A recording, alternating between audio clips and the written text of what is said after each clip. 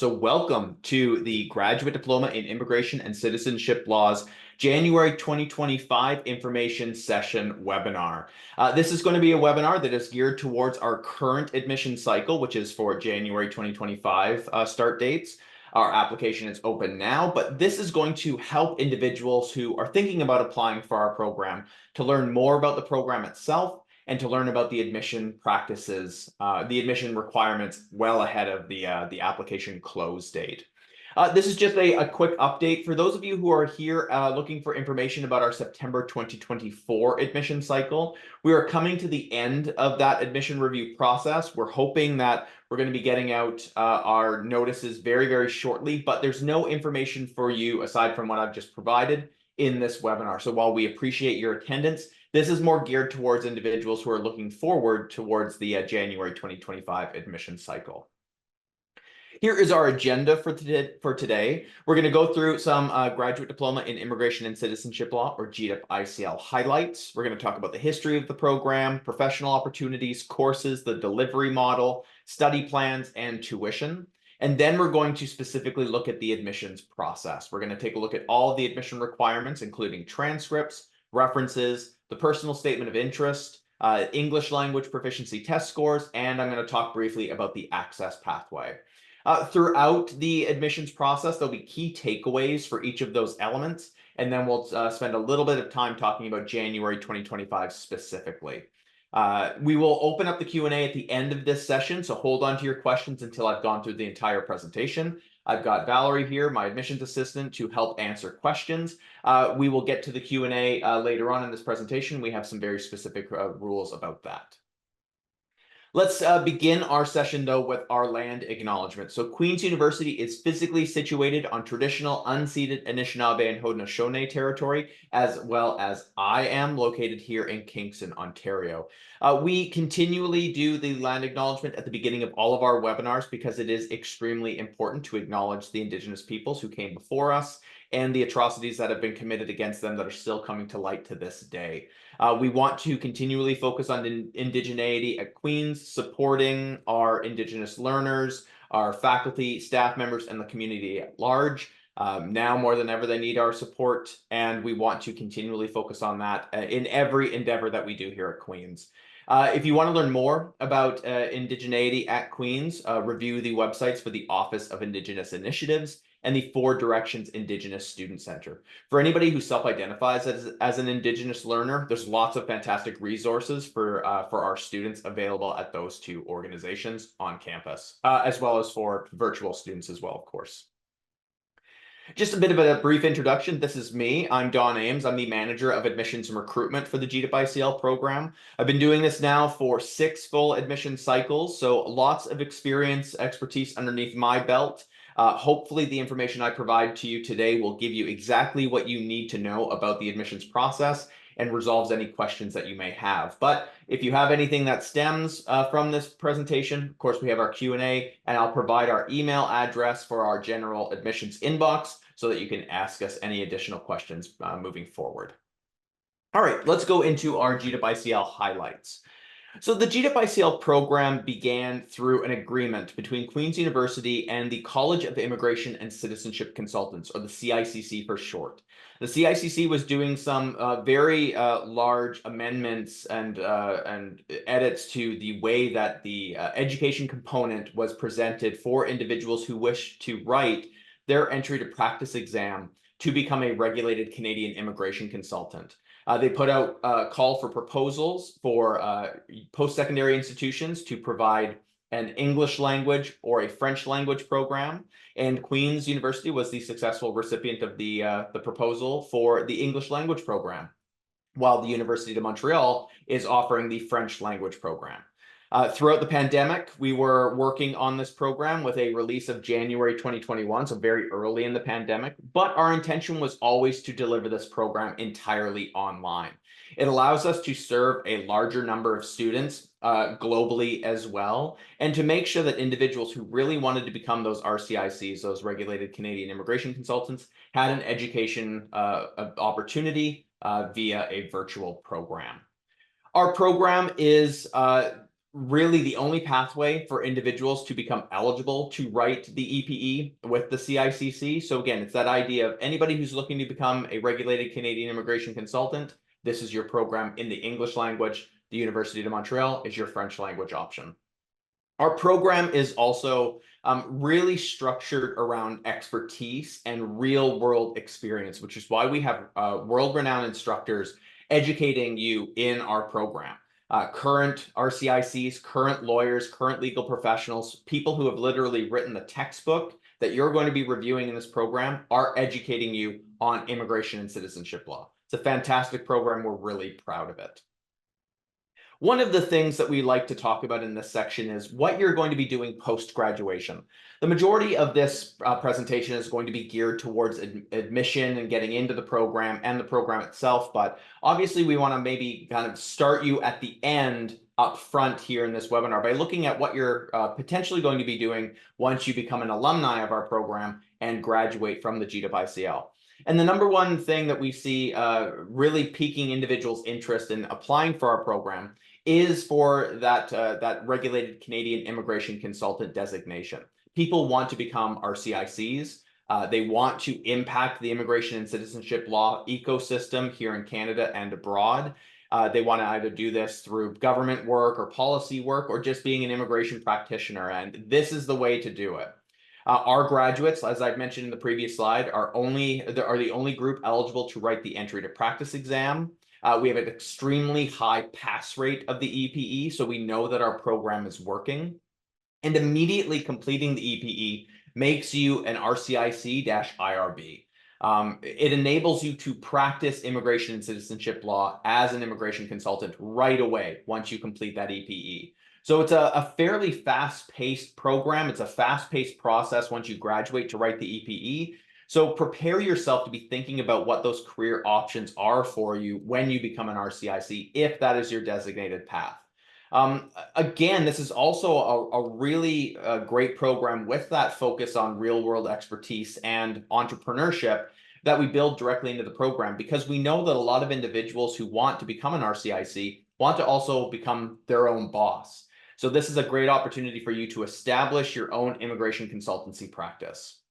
What I encourage you to do, and I will provide a link to their website at the end of this session, is to visit the CICC's website and specifically look at their competencies for effective RCIC practice. They have kind of these ideas, these competencies to help guide what an immigration consultant should expect and how they should operate as an RCIC, as an immigration and citizenship law expert. Our program is based off of those competencies. So if you want to learn more about how the program is structured, learn more about how the industry is structured by visiting that CICC website. Also, learning more about the EPE and the requirements there, also on the CICC website, because we don't issue the EPE, we only issue the education to get you EPE eligible. Now, while I do spend a lot of time on RCIC information, that's not the only professional pathway when it comes to completing our program and becoming an impactful player in the immigration and citizenship law ecosystem. There are tons of other opportunities that you can leverage this education and really benefit and impact in a major way that ecosystem that I've talked about. We see a lot of our graduates who are interested in government work. NGO work as well. They either want to get into a place like IRCC or some other government entity to really make an impact from inside. Obviously, private industry is a major component, but especially those international employment organizations that have kind of that need to bring in more workers from abroad to support their organizations. Knowledge of immigration and citizenship law is going to be key for those individuals to ensure that there's an easy transition for foreign workers to come in and support the economy, because the Canadian economy is built off of the immigration needs of the country. The growth in our economy is reliant on immigration. So learning more about the laws and the processes, procedures is going to be integral to making sure that our economy keeps on running the way that it is, or even better.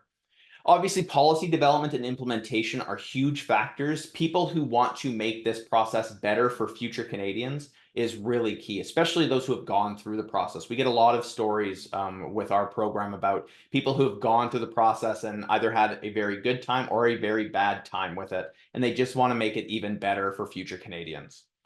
People who are in current law fields, paralegals, other individuals in law services, law clerks, current lawyers can learn more about the ecosystem from our program.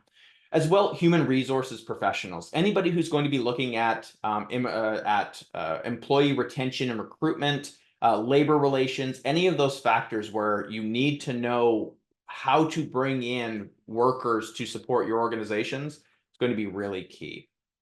Again, tons of roles can leverage the materials that you're learning in this program, and we're really proud of the education that we offer because it is showing that it's making a huge difference. Also, for any professionals who need some professional development hours, all of our courses have CPD hours associated with them. And there's a different pathway that you can apply if you're only interested in 1 or 2 courses. That's our interest student 4 program credit. Take a look at our website for that pathway or send us an email for any further information. Let's talk about the program itself now and talk about the courses. So we offer both full-time and part-time 24-month study plans for our incoming students. And there's very significant differences in the amount of courses you're taking per term between a full-time and a part-time student. Full-time students, as you can see from this slide here, will take 3 courses per term for 3 consecutive terms. So if you're beginning January 2025, you'll finish the program just at the end of 2025 in about mid-December. Whereas part-time students will complete the 1 or 2 courses across 6 terms or 24 months in length. So you can see from the image there, some terms you'll take 2 courses, some terms you'll only take 1 course. But beginning in January 2025, you'll finish this program just at the end of 2026, which would be 1 full year 2025 and 1 full year 2026. What we also get a lot of questions about when it comes to the courses are how it's structured. And this is where the part-time and the full-time study plans start to merge together. Because you're all going to be taking the first course, ICL 810 together, and then it depends on your study plan to determine how many courses you're going to be taking throughout the rest of the term. For full-time study plan students, you will take 2 courses, ICL 820 and 830 for the remainder of the winter term or the January term, whereas part-time students will only take the 1 additional course, ICL 820, after they complete 810. But I should also stress at this point, there's nothing different within the courses themselves that differentiate between full-time and part-time. All students will complete the same assessments, the same readings, the same assignments, the same quizzes. They will also all have to participate in the same tutorials. So you should be looking at this program with that in mind, that whether you're going to apply as a full-time or a part-time student, the only difference is the number of courses you're taking. The rest of the requirements are all the same. And it's at this point that I really want to stress the importance of understanding the commitment of this program. It's a lot, this program, and we don't beat about around the bush about how intensive this program is. You need to treat it like a full-time job. The amount of hours you're going to commit to it is significant, whether you're a full-time or a part-time student. There's a lot going on in our program. We are preparing you to be immigration professionals, and we treat this program as that sort of trial run with the amount of time and commitment and dedication it takes, and it mirrors exactly what you're going to be doing when you become an immigration professional. So just keep that in mind, that you need to commit yourself fully to this. It's why there are policies in place with Queen's University and the Graduate Studies program, the School of Graduate Studies and Postdoctoral Affairs. They have policies that indicate that you can't be full-time employed and be a full-time student in our program or in any grad level program. So be aware of that requirement. It's why we encourage you to take our self-assessment to learn more about the program. Let's talk tutorials, because that's another element that's a little bit different from maybe other programs. So the majority of the GDipICL program is delivered through self-directed learning opportunities. Those are things you conduct on your own time outside of a standard classroom setting. Readings, assignments, quizzes, online interactions, etc. There are live components, though, to our program that you need to be aware of in the form of tutorials. There are 2 hours worth of tutorials every single week per course you attend. So for a full-time student, you'll take 2 hours of tutorials for the first 6 weeks, plus a 1-hour plenary tutorial that's mandatory for everybody. And then you'll take 4 hours of tutorials for your following 2 courses every single week. For part-time students, you'll take those 3 hours for 8-10, the first course, and then you'll follow it up with 2 hours for the rest of the term. Tutorials are mandatory. You must attend them live, have your camera on and your microphone ready to be unmuted, which is why you really need to focus on the time zone commitment and the technology requirement. Make sure you have good technology and a strong internet connection. And make sure you can operate in the Eastern Standard Time Zone. Tutorials take place either on weeknight evenings between 6 and 8 p.m. Eastern Standard Time, typically on a Wednesday or a Thursday, or in the weekends midday, 11 a.m. to 1 p.m. Eastern Standard Time, again, Saturday or Sunday. And like I mentioned, ICL 810 has a 1-hour plenary tutorial, which takes place on Tuesday evenings, 8 to 9 p.m. And again, everybody must attend them. They're mandatory, and missing a tutorial is significantly detrimental to your studies. The first course, ICL 810, is 6 weeks in length, and it is the prerequisite for all of your future courses. Missing 1 tutorial out of 6 is a significant amount, and you will not be able to catch up, which is why we need you to be dedicated to this timing-wise and effort-wise to ensure that you are successful. Let's talk about tuition.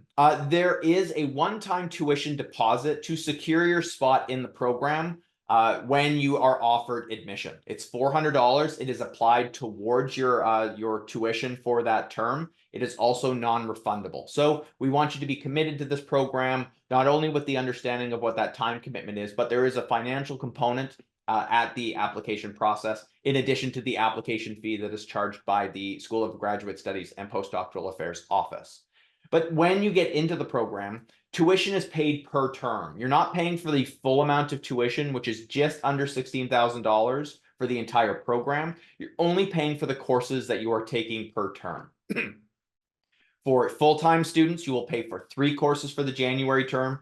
Part-time students, you'll pay for 2 courses. And your total amount for that term can be further broken down by applying for the Queen's Tuition Payment Plan. That allows you to break tuition into equal installments across the 4 months of that term.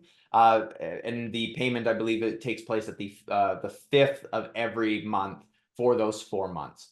You apply for that via your Solace student account when you are entering the program. So it's not something you need to worry about right now, but we want to tell you that there are ways to help with the tuition impact. Some other ways to help with the impact are to understand some financial options available to our applicants. One of them is OSAP, the Ontario Student Assistance Program. OSAP is not eligible for our program, which then limits provincial funding across Canada due to the Pan-Canadian Agreement. So you can't access government funding for our program to pay for tuition.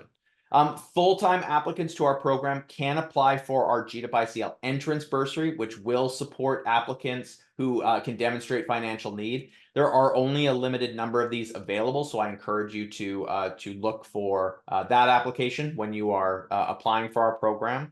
Also, you should look at our tuition and financing page to understand our partnerships with RBC and Windmill Microlending. RBC has a line of credit available to our students. One of the things you need to be aware of with RBC is that you should have a Canadian citizen cosigner available to help you with this process. Contact information is available via our tuition and financing page, which I will provide at the end of this session. Windmill Microlending is a new partner for us, and it provides those who have immigrated to Canada, who have been here for a year, to support their education and their professional development through loans up to a maximum of $15,000. These loans have a very low interest rate. They are readily available to our applicants, and it's a fantastic program that we really wanted to partner with. So we've now got that in agreement. Contact information, again, for Windmill Microlending is available via our website. So the final piece I want to talk about just before we get into the admissions elements are understanding the commitment that you're making to applying to this program. It's significant. And we want you to be aware of what the requirements are. And you're doing that by participating in this webinar. This is one of our larger webinars so far for this admission cycle. So we understand that people want to learn more about this program. There are other ways to do so as well. It's by taking our online self-assessment, as I've mentioned, our survey, which gives you some information about the program. It doesn't give you a confirmation of admission or any additional details after that. It just helps you understand your capacity to take on this program. Visiting our website is going to be key. All of our materials are updated via our web pages, so definitely go and take those. Take a look at those. Attending this webinar and future webinars is definitely key. We actually just sent out our newsletter, which has all of our July webinar schedule posted there. I'm going to be hosting, I believe, 8 more webinars throughout the entire month. So there's more opportunities for you to learn more about this program. We're actually hosting one on July 11th that has Sherry Aiken, our academic director, who's going to be speaking to attendees. So definitely learn more. If you have any further questions, email us at immigrationdiploma@queensu.ca. We will try to answer as many questions as we can in these webinars, but that's definitely a great way to learn more about the program. But please note, we don't do pre-assessments based on documents via email. We don't do any pre-assessments, period. We're not going to give you an idea if you are eligible for the program, aside from just giving you the information. You need to take that information and assess your own transcripts. And if you feel that you're ready, apply and submit all documentation. At that point, we'll conduct our assessment. Speaking of the assessment, let's talk about how we conduct our assessment and what you need to provide for the application process.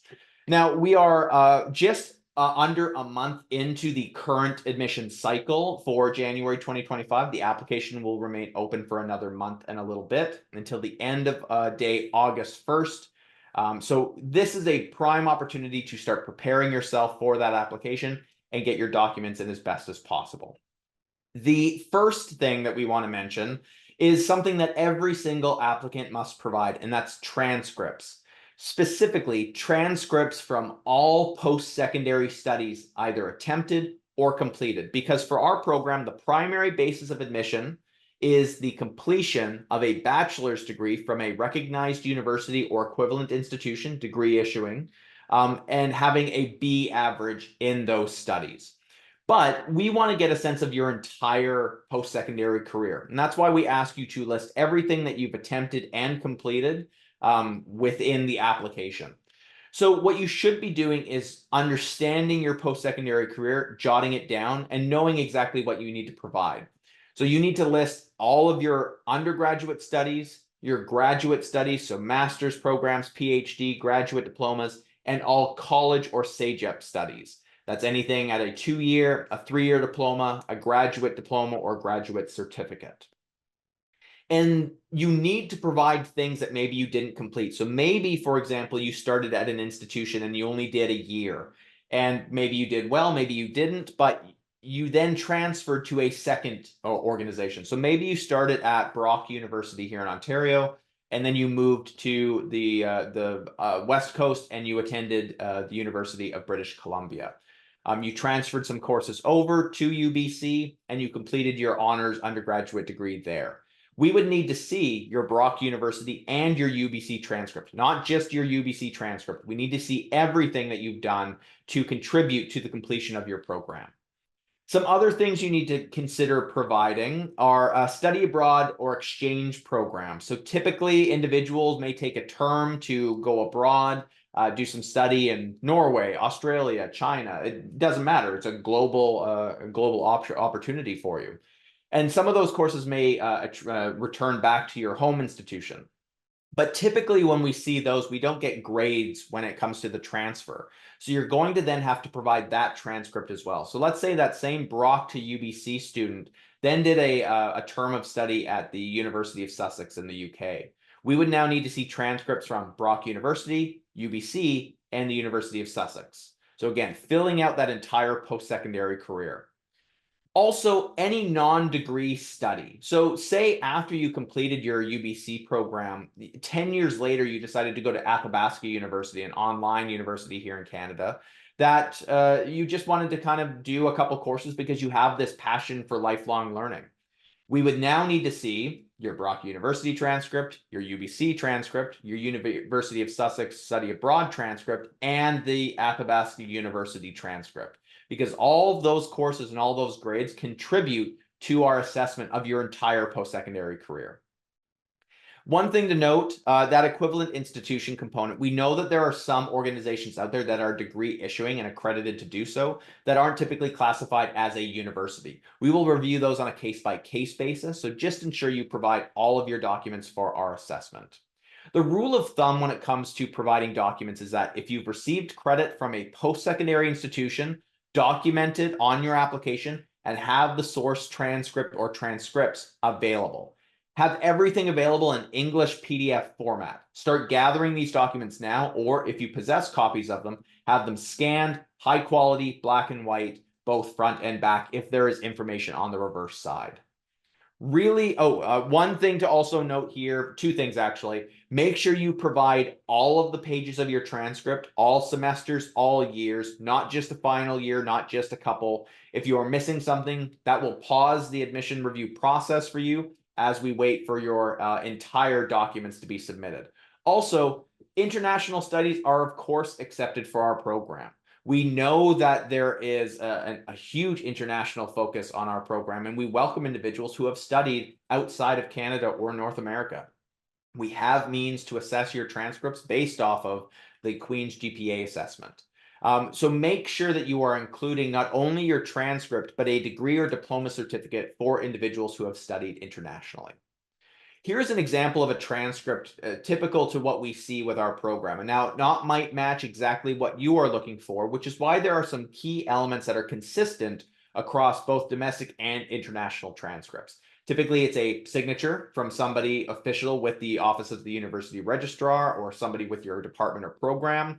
There's some sort of seal or insignia on, or a watermark on the transcript. Of course, it has the name of the institution, maybe some border that really discourages duplication.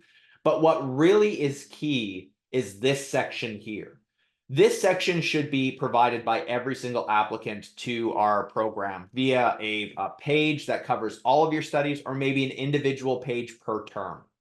And that is the information around the different terms that you've taken. So this is an example of a summer 2015 term.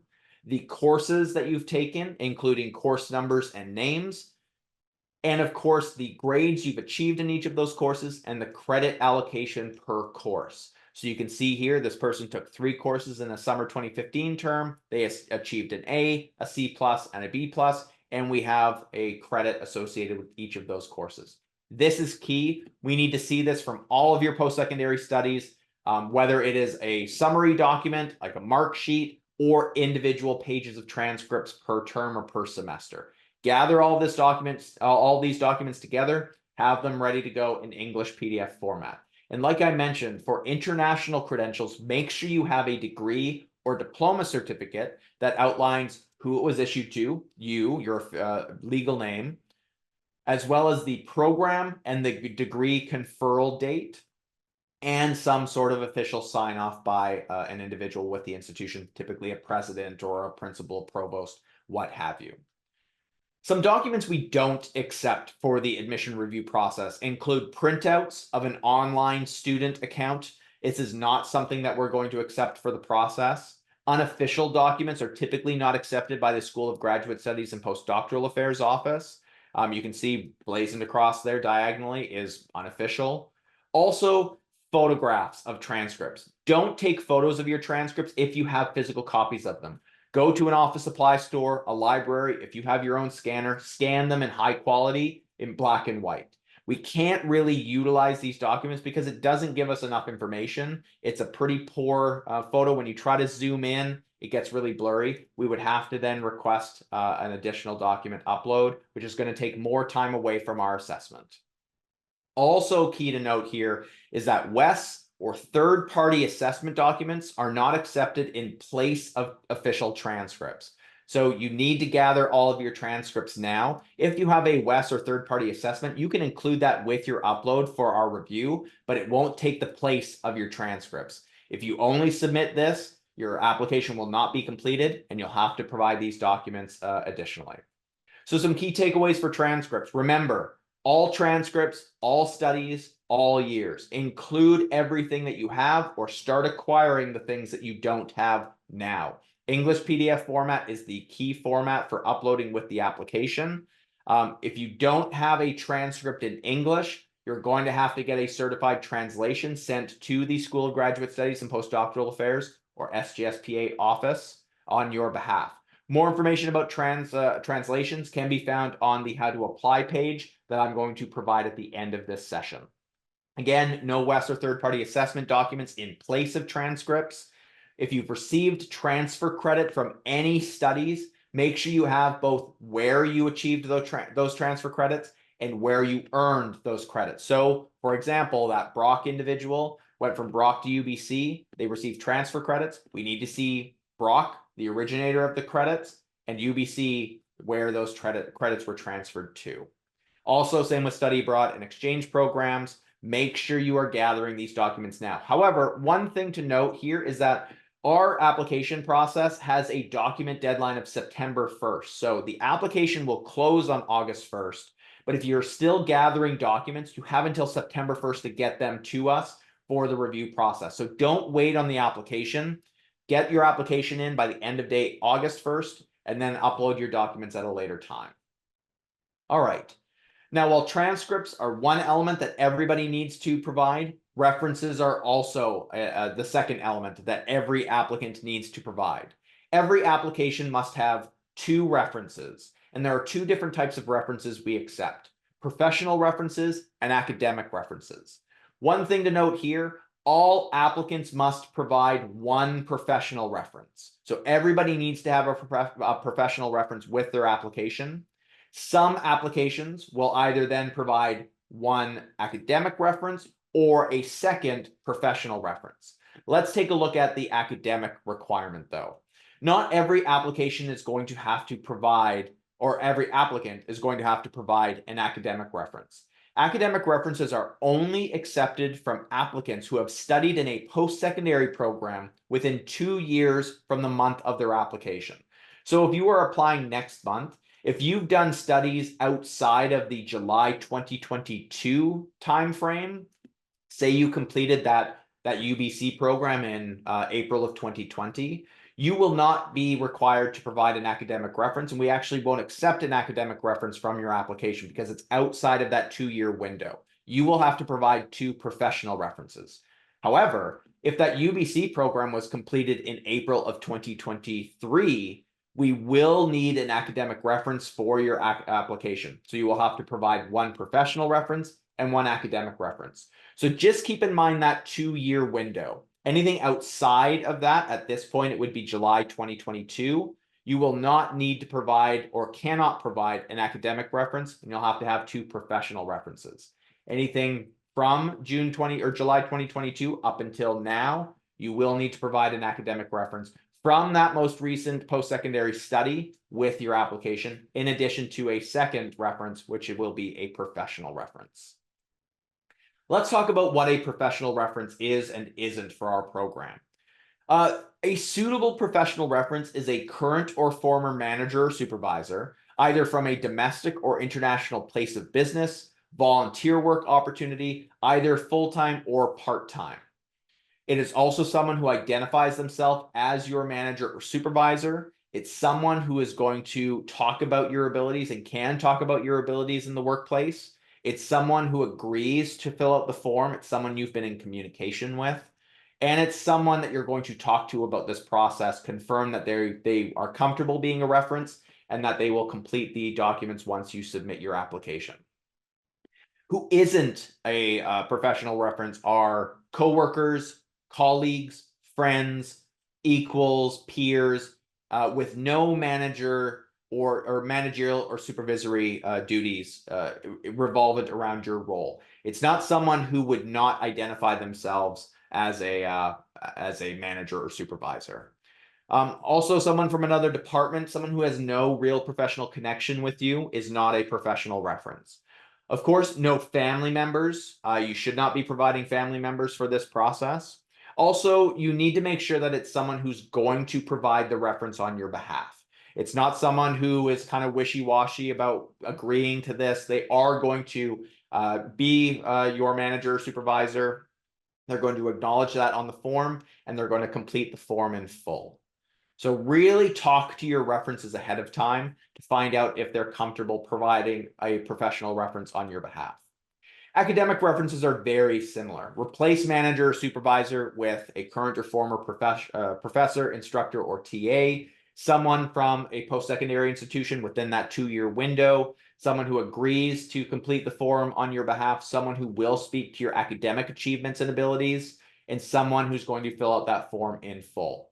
It's not a classmate. It's not someone who has no academic authority responsible to your studies. It is not a family member. Again, it's not someone from a post-secondary institution from beyond that 2-year window. So say, for example, you completed an undergraduate at UBC back in 2010, but then you completed a 3-year advanced diploma program from St. Lawrence College just last year. You're not going to be using the UBC reference because that's too old. You would need to utilize the SLC, the St. Lawrence College reference, for that academic reference. And again, if this individual is not really committal to completing this form on your behalf, don't utilize them as a reference. Find somebody else. What you need to do when it comes to references is provide their contact information via the application. So you're going to provide the names, the full names of your referees, their current email addresses. Professional email addresses are preferred, their current positions, their current departments, their current employers or institutions, and their telephone numbers. If you don't have this information, contact your references, talk to them, and gather this information now. Once your application is paid for, you submit it, it's all done, emails will go out to your 2 referees. Then the reference process is out of your control. This is why you need to have communication with your references, and it's why our number one takeaway is talk to your references, because they then have all of the power. They then need to fill out the forms and get it back to the SGSPA office on your behalf. Excuse me. The number one reason we see applications go unreviewed is because reference documents were not submitted or returned in a timely manner. So it's why we encourage you to make sure you're selecting the right references and they're going to fill out the forms on your behalf as quickly as possible. Again, make sure they are the right references. You are providing the right academic reference. If you haven't, we're going to then have to halt the process and get you to find a replacement reference. So it's either 1 professional and 1 academic reference or 2 professional references, but every single applicant needs to have at least 1 professional reference. The final component that every single applicant needs to focus on when it comes to applying for our program is the personal statement of interest. This is the opportunity for where you get to tell us about you. Much of an admission process for any post-secondary program is a lot of numerical crunching. It's understanding your GPA from your previous studies. It's looking at those sort of very quantitative fields. The personal statement of interest is a qualitative component. It's more about you and you telling us your story, your interest, your motivation for our program. You have 400 words to answer 1 question or 2,000 characters, whichever limit comes first. Make sure you utilize the full amount of space. 1 to 2 sentences will not cut it. This is, again, your opportunity to tell us about you. And basically, our rule of thumb here is that the amount of time and effort you spend into writing this is going to reflect in the response that we're reviewing. So make sure you spend some time with it. Take the question away. Work on a response. It's all built into the application. It's not something you submit later. So make sure you complete your submission and then submit your application in full. One final note here. Do not utilize any outside assistance to create this response to our personal statement of interest. No AI generation technology, no ChatGPT or anything like that, and no external help via friends, family members, or other individuals. This needs to be in your voice. And again, we want to hear from you directly about your interest in this program. All right, the final admission components are more for only a smaller number of applicants. It's not everybody who needs to provide these items. And the number one thing that we want to talk about here are English language proficiency test scores, or ELPT scores for short. Many applicants are going to have to provide an ELPT score. The way that we look at applications is that everybody needs to provide one unless they meet our exemption criteria. Our exemption criteria is very specific, it's very limited, and we'll cover those in depth in the next few slides. But it is a part of the admission review process. It is not something you submit at a later date. It is a requirement for January 2025 applicants to submit by the document deadline of September 1st. So if you're reviewing the information here that we provide, you're reviewing our website, and you know that you don't meet an exemption, you're going to have to provide an ELPT score, begin the process to work on this now. And it is really key because we know that it's impactful, it's stressful, it's a test with a significant financial and time commitment cost. So the more time that you prepare and the more you understand if you have to provide these, the more prepared and the better your score will be later on. We only accept a select number of ELPTs that are out there. We accept KLCE, IELTS Academic, TOEFL IBT or internet-based, and TOEFL PBT or paper-based. The first three there, KLCE, IELTS Academic, and TOEFL IBT, we accept both the test center version and the online home version. Whereas TOEFL PBT, there's only test center versions, and it's only in a select number of geographical locations. So typically, we're going to see those first three. We have specific scores for each of those tests. KLCE is a overall 70 with no band below 70. IELTS Academic is an overall 7.0 with no band below 7.0. TOEFL IBT is an overall 101 score with no band below 25 out of 30, and listening actually needs to be at 26 out of 30, and TOEFL PBT is an overall score of 607. So they're high scores, they're daunting, specifically those individual band scores, because you can get a 7.5 or an 8.0 on the IELTS Academic with a writing score at 6.5. That's no longer sufficient for our program. We will not make exceptions to different scores in different categories. You must meet the score requirement. We are very stringent about this requirement because we are the only point in which individuals wishing to become regulated Canadian immigration consultants must demonstrate English language proficiency. There's no longer an ELPT requirement when writing the entry to practice exam with the College of Immigration and Citizenship Consultants. It is only at the admission stage of this program. It's the only point that you need to demonstrate English proficiency. We want you to be successful in our program and beyond. We are an English language only program. If you know that you need to submit this requirement or the score to meet the admission requirements, make sure you meet the scores. If you have an older test, you can utilize it so long as it is no older than 2 years from the month of your application. So at this point, anything older than June 2022, if you apply within the next few days, can be will not be used for the admission review process. Anything younger than June 2022 or June 2022 and younger can be utilized so long as it is one of the approved tests. There are some tests out there we don't currently accept. We don't accept CELPIP. We don't accept CLB, Duolingo, IELTS General, Pearson, or any other test out there. We may make amendments in the future depending on the test scores, but we don't accept those at this point. We only accept KLCE, IELTS Academic, TOEFL IBT, and TOEFL PBT. We also don't make any exceptions based off of the test. We understand that IELTS General is a very popular one for immigration. It's not one we accept for the academic process. So make sure you are writing an approved test, not an unapproved test. So I've already mentioned, if you have a test already, it's no older than 2 years from the month of your application. You can utilize that for the process. But let's talk specifically about those exemptions. So like I said, there are exemptions available for individuals to meet to not have to provide an English language proficiency test for the admissions process. The exemptions are you either self-identify as a native English speaker or you meet the education exemption criteria. For our September applicants, there's an ESLA 150 English for Academic Purposes program available through the Queen's School of English. That is not available to January applicants, so we won't be reviewing that in this webinar. Let's talk about the first exemption. You self-identify as a native English speaker. This is tricky because there is no detailed description or hard and fast rule as to who is a native English speaker and who isn't. But there are some rules of thumb that you should keep in mind when it comes to deciding whether you self-identify as a native English speaker.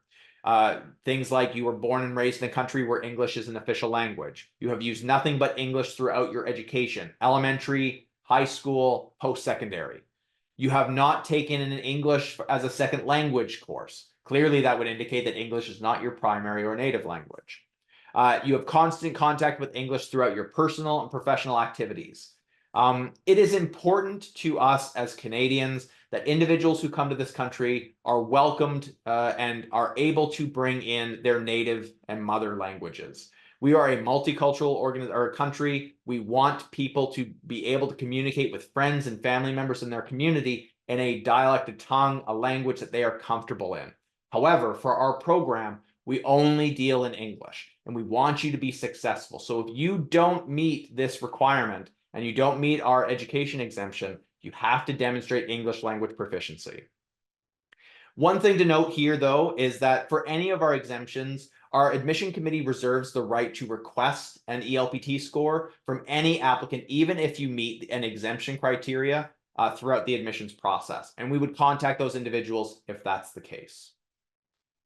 Our second exemption is based off of your post-secondary studies. So to meet the education exemption, you must have 4+ years of consecutive full-time academic study at a university in which English was the medium of instruction.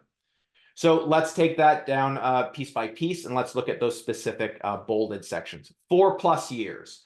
4+ years, typically 4 years is a standard honors bachelor's degree program. It can be from multiple programs, provided there's no unnatural break between the program. So say you completed a 3-year general Bachelor of Arts, and then you completed a 1-year Bachelor of Education immediately following that program. That would be 4 years. That would be acceptable, provided that it's only like a single term break, such as a summer break off. If it's not consecutive, if you did a 3-year general between 2007 and 2010, and then you did a master's program starting 2012, and it took 2 years to complete up until 2014. That's not consecutive. They cannot be combined together to make up those 4+ years. It has to be consecutive, which is the next bolded item, which means there's no unnatural break. Typically, a program is fall, winter with a summer off.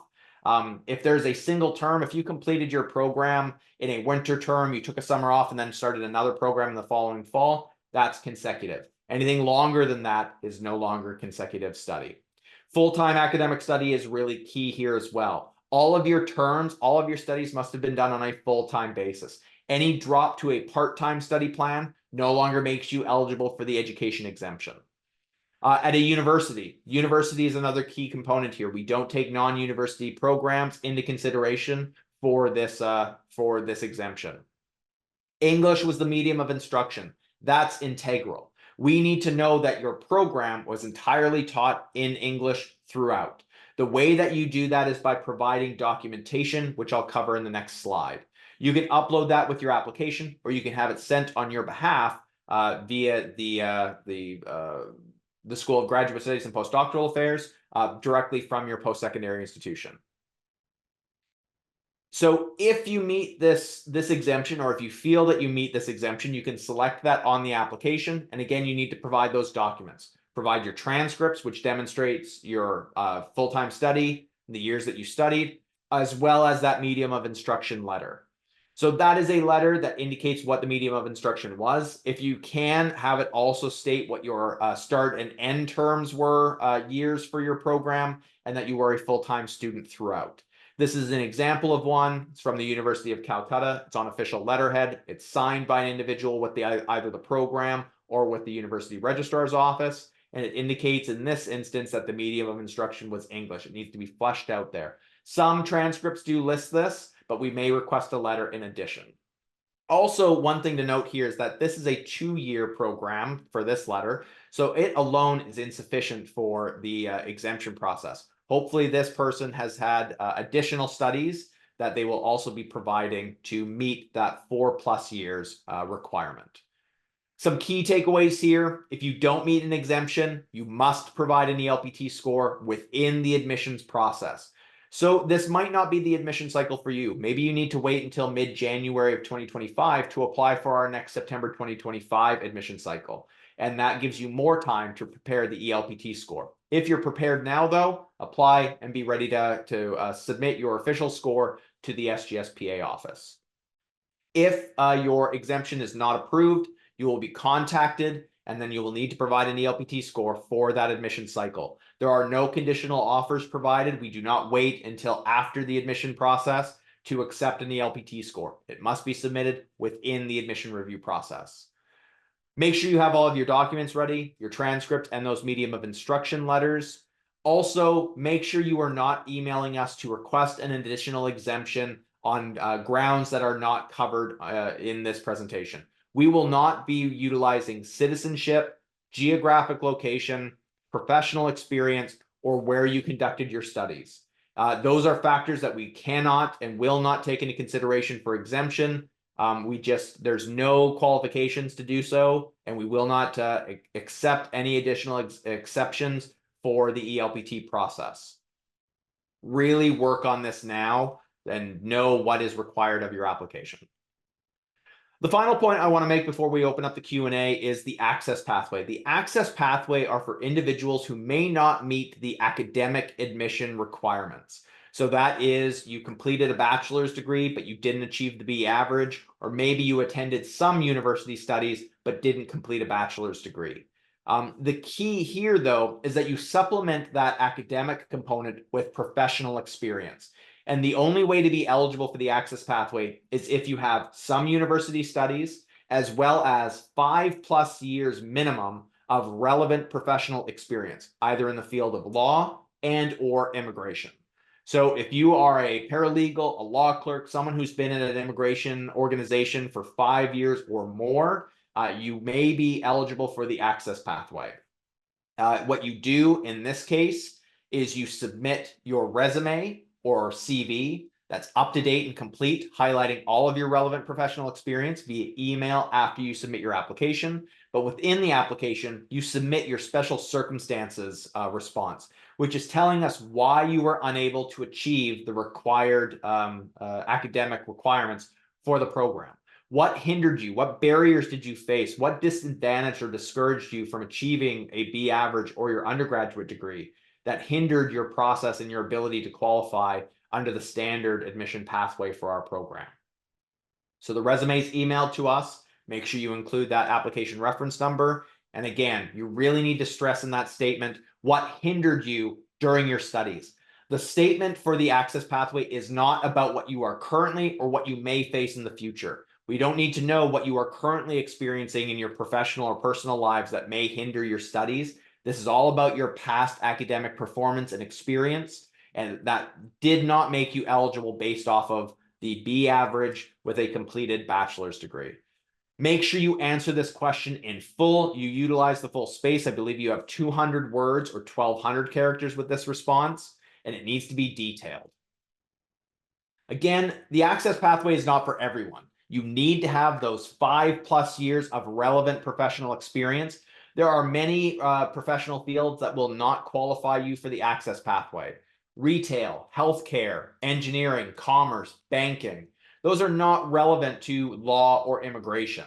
You need to provide rationale within your application and your resume as to why your professional experience qualifies, and our admission committee will review it at that point. And again, make sure you have that special statement ready to go, indicating the barriers or the reasons why you were unable to meet that academic admission the academic admission requirements.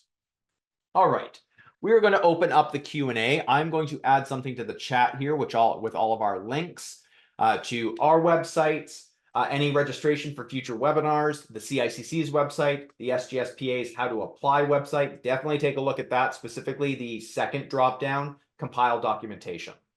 Our application is open now. It closes end of day August 1st. You will have until September 1st to submit documentation.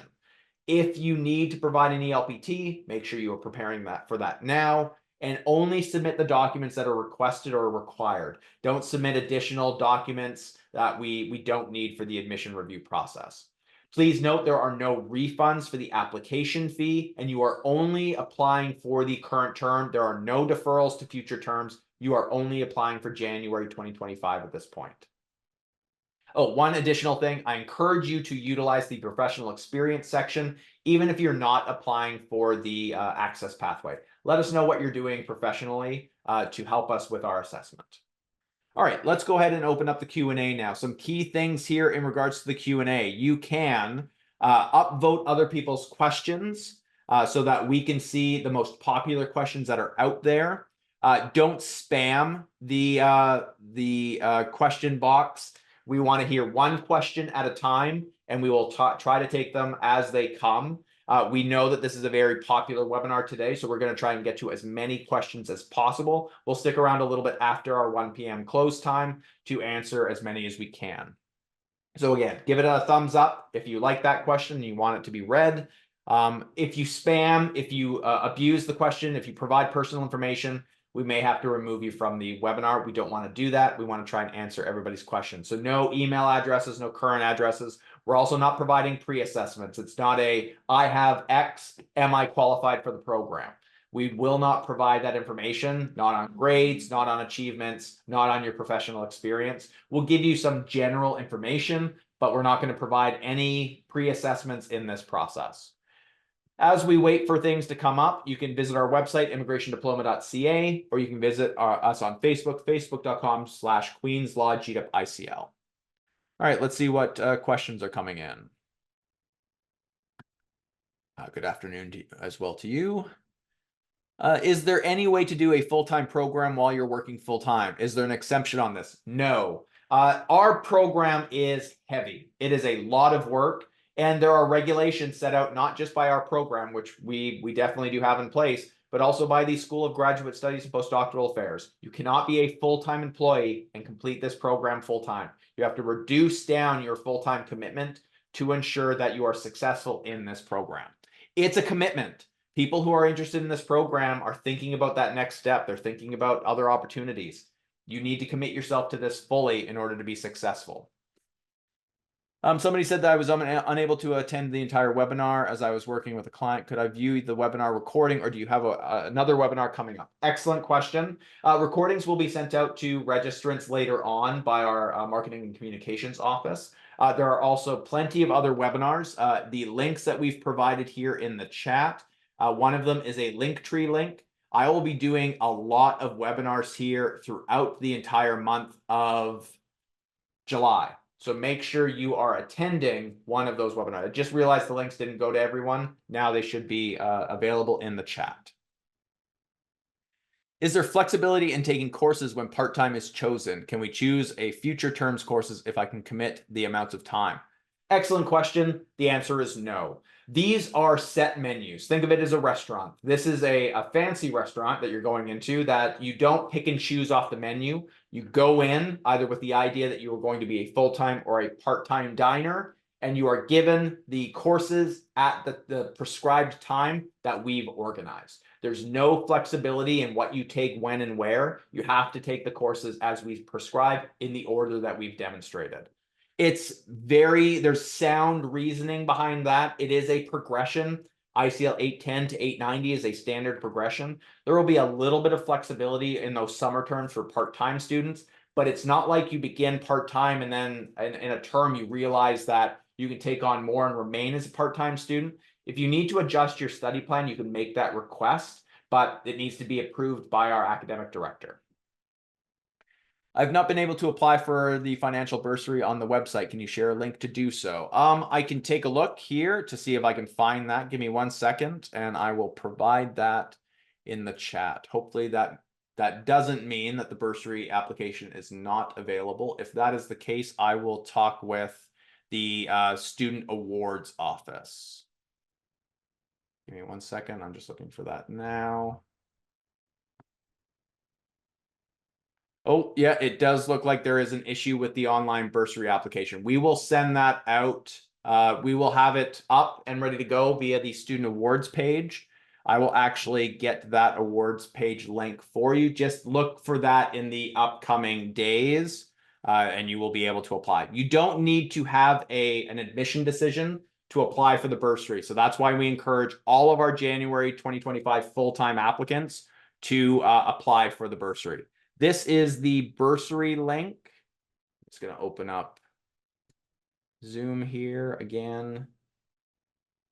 That's the bursary link. Watch for that in the coming days to apply. We apologize for any of that error. I'm going to go ahead and close the Q&A at this point. We've got plenty of questions in here, and we're going to try and answer as many as we can. What is the admission rate for this program? There's the question that we always get. How many students do you accept for the incoming intake, and how many students actually finish it? We provide none of that information. Maybe in the future, there will be information about admission rates and percentages, but for now, all we tell individuals is we're a very popular program. It is very competitive. It's why we have these webinars, to prepare individuals for the admissions process and to make them aware as to what's necessary and if they're eligible. I just encourage you to have all documents ready to go and make sure you apply on time. Those are the key components for anybody interested in our program. My undergrad GPA was 0.2 away from a B, so a B minus. Would it be best to apply to the access pathway, or should I try to apply regularly and hope my GPA is rounded up? So the access pathway question in this question is, do you have the relevant professional experience? If yes, access pathway is available for you even for that 0.2. If no, the access pathway is not for you. It's not just I don't meet the GPA requirement. It is I don't meet the academic admission criteria and I have relevant professional experience. So this applicant, if you don't have the relevant professional experience, apply. There may be a different way of us assessing your GPA. Queen's is on a 4.3 scale, so it's a little bit different from some of the scales out there, especially international scales as well. We have means to review those against the Queen's GPA scale. Perhaps you did achieve a B average on the Queen's scale. So I would say apply under the standard unless you have that relevant professional experience, and then apply via the access pathway. The tuition is the same for all, whether PR or Canadian citizen or someone with a different citizenship. Correct. Our program has the same tuition amount for every single student. And you can find that via the tuition and financing page. I provided that link in the chat. If someone has a bachelor's 4-year degree from 2011 to 2015 and a master's degree from 2015 to 2017, will that meet the education requirement? The answer is it depends. We're not going to provide any pre-assessment, but the key will be looking at everything together and making sure that all the studies were done on a full-time basis. So we will review that, and perhaps you would be eligible. If you feel that your studies meet, if you were a full-time student and you have that 4+ years, request consideration via the education exemption. Is tuition $18,000? No. Tuition is $15,933, I believe. Again, it's all available on our tuition and financing webpage. At what point can I apply for the loans? I have submitted my application, but I have not been able to access the loan applications. Please clarify when this should be done and also share the links. All of the information is available via our tuition and financing page. I won't share links here because we really do focus on getting all of the information correct on our websites. Applying for loans, I would say await an offer of admission when applying for some form of financial assistance, either through RBC or Windmill Microlending. If you are applying for the bursary, you should apply for that now, obviously once we get the link up. Do the other webinars cover the same topics, or is the agenda different? Much of the July webinars will cover the same material that I've covered here. The July 11th webinar will be different. We will have Sherry Aiken, Academic Director, and ideally we'll have 2 alumni to talk about their experiences. I used to have specific webinars. I offered them in, I believe, early June or late May.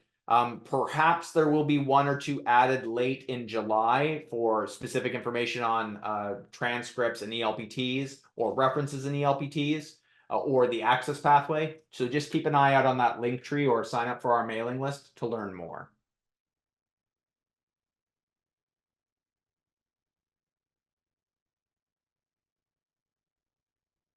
For the full-time program, do I need to come to Queen's University from January, or is it online from the first day? Our program is delivered entirely online. There is no need to come to Kingston or to campus for any reason aside from convocation. We had a really great convocation just the other day. We saw a lot of graduates visit Queen's and walk across that stage, but that's the only reason you would need to come to campus. Everything else is conducted entirely online.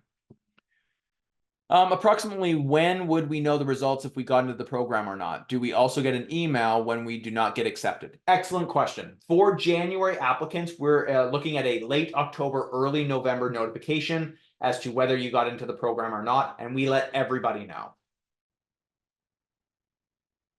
My graduation program lasted for 3 years. However, the education assessment done by West considered it equivalent to a 4-year degree program in Canada. Would that qualify?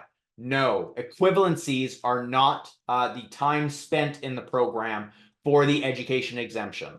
So ELPTs would be out for an individual who studied 3 years, but it's rated as the equivalency of 4 years. It needs to be time spent. It is the immersion in the English language for 4+ years in that post-secondary program at the university level. All right, I have a 4-year bachelor's degree meeting the admission requirement. I am currently enrolled in an immigration-related diploma. The coursework will be completed by August 18th, 2024, but the internship will be completed on September 20th.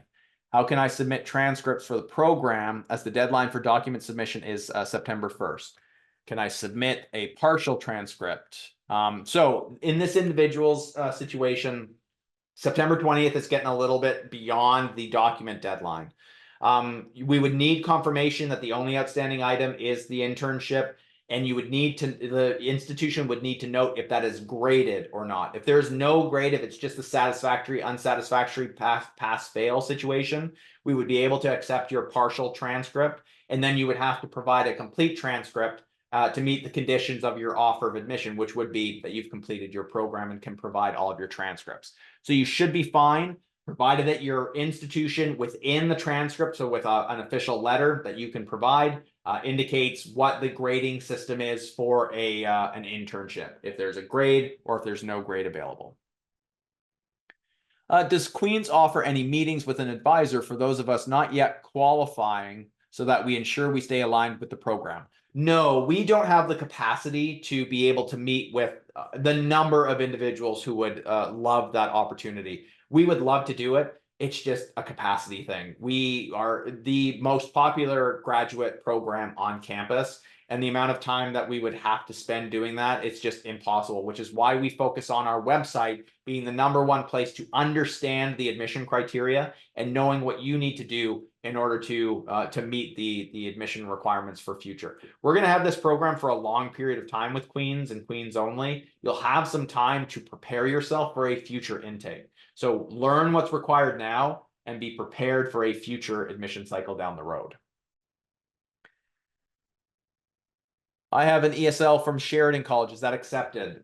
We would have to review your syllabus and your transcript. That would be reviewed by the School of English. There's no guarantee that that would be accepted. And if it's not, an ELPT score is what we would then require. So you can submit it once you apply, and we could take it into consideration at that point. I have a bachelor's degree from Africa, and it was English instructed program, but I'm not sure that that university is recognized or not. How can I know? Good question. We have means to make that determination via our behind the scenes work here. We have a lot of organizations that provide this information out. You can email our office with the name of the institution, and we can tell you if it's accredited or not for our process. So just go ahead and email us, immigrationdiploma@queensu.ca.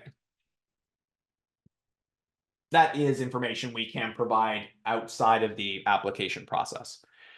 Can a field coordinator or field instructor be used as an academic reference, or does it have to be a university professor? The field coordinator, field instructor. So in that regard, is it based purely in the academic setting, or is this more like an internship or placement? If it's internship or placement, that's more of a professional reference. An academic reference is more of an academic, an individual who teaches you. A field coordinator, if it's set within the academic setting, that can be acceptable for an academic reference. Utilize whatever you feel is your best academic reference. We'll take a look at it, and if it's not acceptable, we'll request a replacement. All right, let's see if we can get through all of these questions here. As a Canadian permanent resident, I have several academic qualifications, including a graduate certificate in mental health from Seneca College, a 3-year degree, and a 4-year degree from an English-speaking country, and a recently completed online postgraduate diploma from my home country. I am unsure about the equivalence of my credentials and seek guidance on my chances of qualifying for admission based on my educational background. Additionally, do I need to take an English proficiency? I'm assuming the question got cut off there. So equivalencies, the academic requirements, again, it's similar to that individual who studied in Africa. You can send us the names of the institutions and we can tell you if they're degree issuing and accredited. We're not going to be able to tell you if you're eligible for the program at that point because we don't do pre-assessments. We're not going to take your transcripts and calculate what your GPA is. You need to take that information away for yourself and decide, well, yes, I did extremely well. I feel I meet that B average. I'll apply as a standard student, or if the access pathway is required for you. Again, for that English language proficiency requirement, you would need to review our education exemption and see if your education meets. You say you've got a 4-year degree from an English-speaking country. Hopefully the department itself is English-speaking, or the institution itself is English-speaking. If you can demonstrate that you were a full-time student there, you may qualify for that exemption. If not, then you would have to provide an ELPT score. If both bachelor's and master's degrees are from the same university and medium of instruction was English, do we need to submit medium of instruction letters separately from both degrees, or only one can work? If you get it from the central university office and they can go across both programs to indicate that both of those programs were instructed in English, that's fine. However, we also know that there are some institutions that have some programs in English and some programs in another language. So we would need that differentiated. So make sure you are getting one letter if both programs can be combined under the same letter. If they're not, have them separate and inform us. I've applied for a September intake. Until date, I have not received confirmation of admission. So this is a September 2024 question. We will be making notifications of our admission decisions in the coming business days. No further information I can provide in this webinar. Can you provide the link for the bursary of this program? It's not updated on the website. I've already informed that we'll provide that. We won't be able to provide that now. We will be sending out welcome emails to all of our applicants for January 2025. The bursary link will be listed there. I will also endeavor to make sure that the January 2025 bursary is updated on the Student Awards website. Can someone just take some of the courses as a special student in January without applying for the entire program? Yes, our interest student for credit or for no program credit is available. I would indicate that if you are looking at becoming an RCIC, that's not the pathway for you. But if you're only looking at a few of these courses, the interest student progression is for you. The admission criteria is the same, though, for those students. I noticed that ICL 810 is compulsory for part-time and full-time students. When this intensive course will be offered? It is the first course that is offered for everybody. It is the first thing that you will do in this program for the first 6 weeks. And it's a requirement for everything moving forward.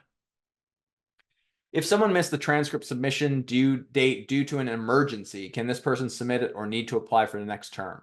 If you're talking about a September 2024 application, I would say do not waste the time on submitting that document now. That is much too late. We are very close to submitting our decisions for that intake.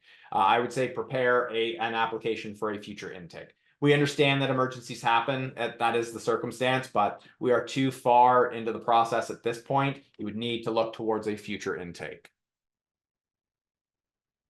All right, let's see. I've already answered that one. What is your post-secondary school institution prefers sending your transcripts directly? What if? Sorry, what if? Yes, that's fine. The School of Graduate Studies and Postdoctoral Affairs office has on the link that I've provided in the chat, and I will provide it again. They have a page, the How to Apply page. And on that How to Apply page, it outlines how to have documents submitted on your behalf.